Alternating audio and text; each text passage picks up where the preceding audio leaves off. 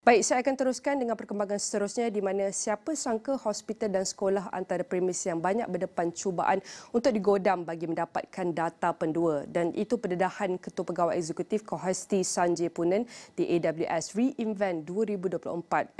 Editor Kanan Astro AWANI Najib bertemu Sanjay untuk melihat trend ini dan bagaimanakah kecerdasan buatan AI berkesan dalam menangkis serangan cyber. Okey, di AWS Reinvent 2024 ini ada banyak perkara yang kita bincangkan, khususnya bukan saja soal generative AI dan juga cloud computing, tapi juga kita bercakap soal keselamatan data juga. Itu yang saya bawakan untuk berbual pada kali ini. Sangat menarik. Saya bersama dengan CEO Cohesity sendiri, Sanjay Punan. Kita akan bercakap soal cyber resilience dan juga AI driven data security. Sanjay, thank you so much for once again joining us. Thank you. Great to see you again. Yeah. All right. First of all, let's talk about the common gaps in data security strategies, if you may. From your experience and Cohesity as well, what are the most common gaps or oversights organizations face in their data security strategies? I think first off, everyone has to realize that right now this topic has to be thought of as both an infrastructure and a security topic, as opposed to in the past people may have focused just on storage and security. I mean, right now I have many boards of directors who know what the term immutability means. They're often regulators who are looking at things like cyber vaulting, air gap. So understanding a comprehensive view of what your cyber resilience strategy should be, because your data is relentlessly under attack, especially secondary data, backup data from nation-state actors. So that's number one. I think the second is once you've got a comprehensive security strategy, to also have an AI strategy by which you can get insights into that data. Yeah. So I think security and AI are top two topics that every IT executive and every boardroom is concerned about. And fortunately at Cohesity, we play at the center of both of those. Yeah. Before we deep dive into the AI and also the usage of AI and also other technology to see all this security threats, are there specific industries or type of business particularly vulnerable to any of these gaps and also threats? What we're finding is that the more data that you collect and the more your retention policies are, and the bigger your brand, the more you're likely going to get attacked. Those are kind of like those are the watch signs. So in the United States, we see a lot of hospitals getting attacked relentlessly, schools, because these are just places where the nation-state actors are just trying to get a PR article that they have hurt somebody and then try to get money out. That's like it's malicious. So, but the banks have a lot of data, telcos have a lot of data, and public sector companies have a lot of data. Many of them have built defenses that are very strong. So in some senses, you haven't seen big attacks recently on some major banks because they spend a lot on security. Yeah. Some of the most recent attacks have been in manufacturing companies, have been in school districts, and a lot in hospitals, because patient data is, one there. Once they want to drive fear. It's a little bit like, terrorist attacks are in the world of physical terrorism. It's just to drive fear. So when you feel like your kids' grades or so on and so forth could be infiltrated by the bad guys, it's not that there's financial outcome, there's just embarrassment, right? Same thing with medical records and others.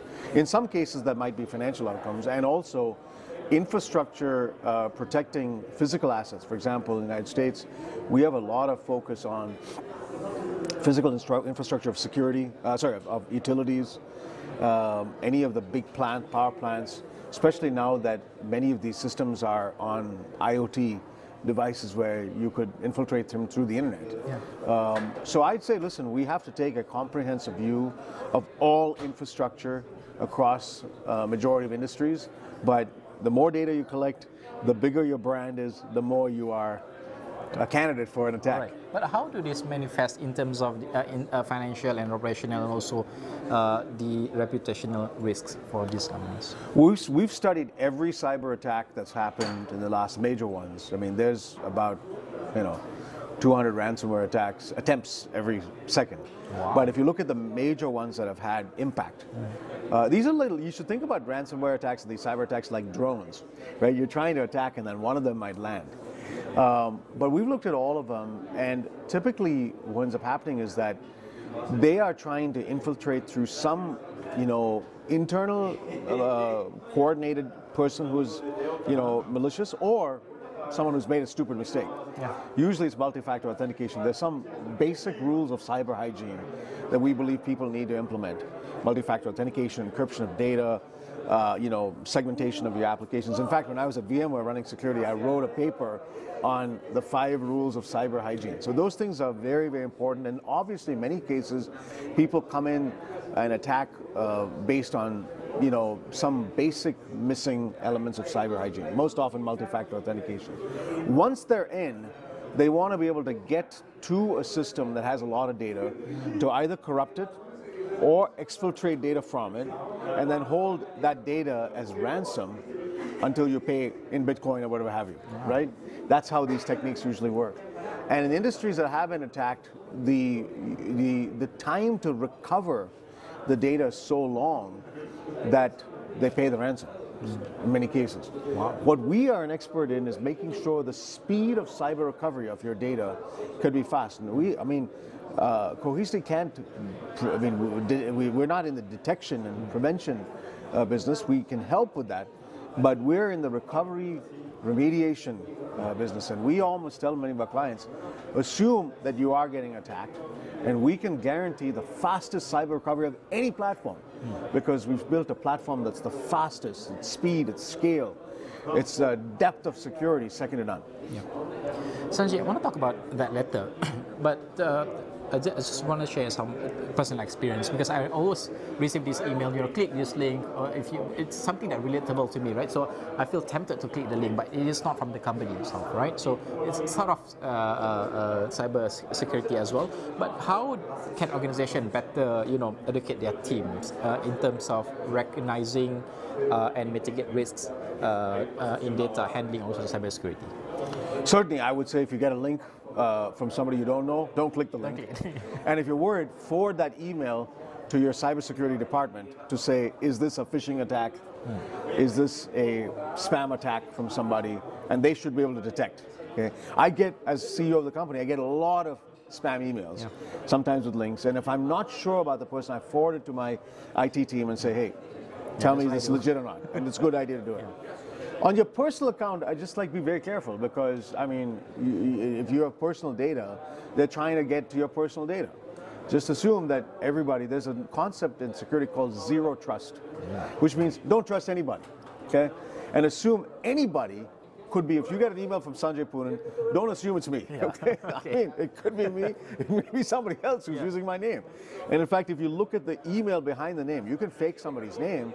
It may not even be my email at cohesity.com. Now, if it's coming from spoonen or sanjay.poonen@cohesity.com, it's coming from me. Clearly, you can assume that. And you should never send money, okay, over the internet except from a trusted source. Never go to a website that doesn't have two-factor authentication. Never give out your social security number. These are just practical things that people should all avoid as you build a identity of trust, because you have to assume that there's a number of ways by people are trying to get at your. I would make really clear, if your financial data, certainly if the company or personal, you've got it completely secured behind two-factor authentication and a variety of techniques that don't allow you to just basically go to some random website. Yeah. Sanjay, last year you mentioned about how AI is a game changer in terms of cybersecurity. Maybe you can share with us and the audience of Niaga AWANI, what are the key challenges in integrating AI into existing data management systems? Yeah, since we last talked, we've had a lot of updates at Cohesity. Now NVIDIA chose to invest in us as a company. We're the only company in our space that NVIDIA is investing in. Jensen personally talked about us at the GTC conference in March. We're doing a lot of things with NVIDIA. So they basically have asked us to build a lot of our AI on top of that platform, which we love. Because not just do they have a GPU stack, but they have an enterprise AI platform. It saves us a lot of work of having to build it on a multi-cloud if we can build it once to NVIDIA. So we're big fans of their work. But AI has two purposes. One is a lot of the security algorithms that we built are based on artificial intelligence and machine learning algorithms. For ransomware detection, anomaly detection, classification of data, a lot of those things are AI and ML algorithms. But the other part of it is once the data is secure, you can actually use retrieval augmented generation, which is a form of AI, a generative AI, to extract value out of your documents in a very fast fashion and do a ChatGPT or kind of a OpenAI, Copilot kind of query in that. So here's the example. Imagine at a large bank or any company, you have 10 million PDFs with unstructured data of all your contracts with vendors. And you want to summarize all the contract terms you've gotten from those vendors. You could use our product called Gaia to write a Copilot or a ChatGPT type search. It goes directly to our backup and summarizes the results it gets back and saves you a lot of time of not having to go and find all those documents. That's what we've cracked with Gaia, built on top of NVIDIA. So we're very excited about that, and there's many, many use cases for both security, detecting malware inside the data, that's what we use, or for searching and summarizing. Both of these are very good use cases of AI. So as AI becomes more integrated into the cybersecurity, but how do you see the balance evolving between human expertise and also machine learning capabilities? I think there's always, it's like any other tool that can hopefully improve productivity. If you look at the word processor, spell check made our writing better. Grammar check makes our writing better. Does it displace people who write? No, it makes them better. So I think that AI is going to help our world become more productive, and we're going to be in a place where many of our works, the jobs that we have to do that are very manual, get more productive. So in the query that I gave, if a lot of that searching and analyzing documents was being done by interns, you probably don't have to hire as many of them, and you can have those people do more productive kinds of things. So we're always looking at AI as ways by which we can be kept safer and can also be made smarter. Sanjay, I want to ask, are there risks of over-reliance on AI, such as reduce human oversight or potential algorithm biases in threat detection for the company who actually uses AI for their cybersecurity? I think, listen, at the end of the day, today I'm not worried about over-reliance on that, except for places where you're getting false positives, where you think that there's issue and it's really a false positive, right? It's like the story that somebody was always saying wolf, wolf, wolf, wolf, and there wasn't really a wolf. And one day when there was really a wolf, no one believed them. So in similar fashion, you want to be able to reduce the amount of false positives, because if you're constantly having to react to an alarm bell, oh my gosh, there's an emergency and it isn't, you start to get your guard down. So I think in any kind of automated system or in any AI system, you have to reduce the number of false positives and make sure that the actual noise from the signal, you reduce the signal to noise ratio. So I think that what we want to be able to do is allow these learning algorithms to get better and better at being able to give us the true signal of what's happening with an anomaly in data or in searching for some sense out of data.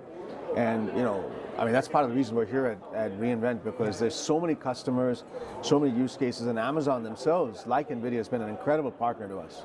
My last question is, looking at the current trajectory, what are the key data security trends you foresee shaping the business technology landscape in 2024 and also 2025? I think, listen, first off, I think going into 2025, every company is going to have to build a resilience strategy for, asking themselves, if we get hit by a major cyber attack, how quickly can we recover? Right? And we're delighted at Cohesity now, as we know we're going to be the lead player in this space, because we are acquiring Veritas, and together we will be number one in this space. So as we do this together, this is going to be the place where most companies are going to come to us for that answer. And I think every organization needs to build a speed of cyber recovery answer. That's super important. Number two, they need to make sure that they have a view of all their data in a place by which they can easily search and summarize and analyze that. That's where AI can be built helpful. And number three, I think you need to build a set of processes and sort of people skills to constantly upgrade your talent to take advantage of these tools, as opposed to viewing these tools as threats, in a very safe manner. We call this responsible AI, right? We need to make sure that AI is used in a responsible fashion. It isn't being used in a way where it's abusing trust. And that's also something that requires society to be very watchful as to how these technologies are being used. And I think I'm very hopeful. I'm an optimist when it comes to the use of technology. I've always wanted to grab technology on the forefront of it, and I'm optimistic that the future will be very bright if we use these technologies in a productive fashion. Double-edged sword.